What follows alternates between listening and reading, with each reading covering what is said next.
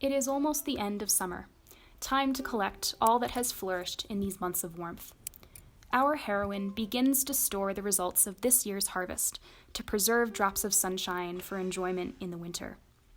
Our heroine keeps a root cellar, that friendly cave, protector of bottled memories of summer and the bounty of the land.